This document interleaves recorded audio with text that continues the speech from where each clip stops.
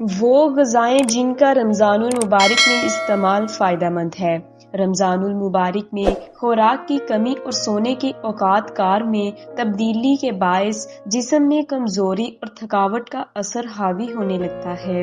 اس لیے سحری کے دوران غذاؤں کا انتخاب بہت اہم ہوتا ہے کیونکہ وہ دن بھر کے لیے ایندھن کا کام کرتی ہے۔ تھکاوٹ اور غنودگی سے بچنے کا طریقہ۔ روزے کی حالت میں کیونکہ ہم دن بھر کچھ نہیں کھاتے اور عموماً 24 گھنٹوں میں صرف 2 بار ہی کھانا کھاتے ہیں تو اس کے باعث ہمارا جسم کمزوری محسوس کرتا ہے۔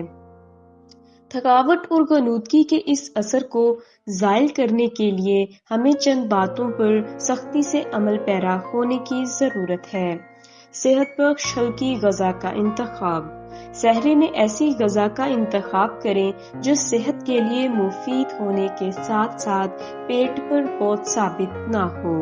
اس حوالے سے روٹی، انڈے، سبزیاں، دالیں اور چکن بہترین تصور کیے جا سکتے ہیں۔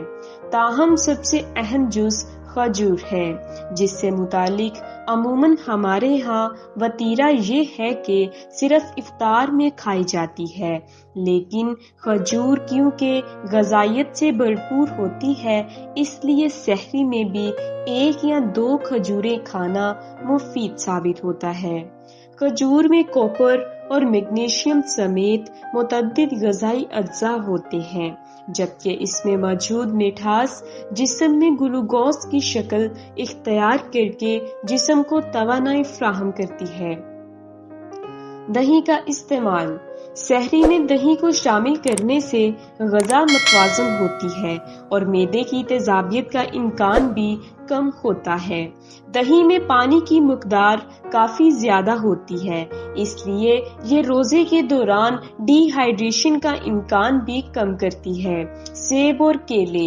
سحری میں سیب اور کیلے کو شامل کرنے سے جسم کو فائبر، وٹامن سی اور متعدد اینٹی آکسیڈنٹس ملتے ہیں، جبکہ ڈی ہائیڈریشن کا خطرہ بھی کم ہوتا ہے۔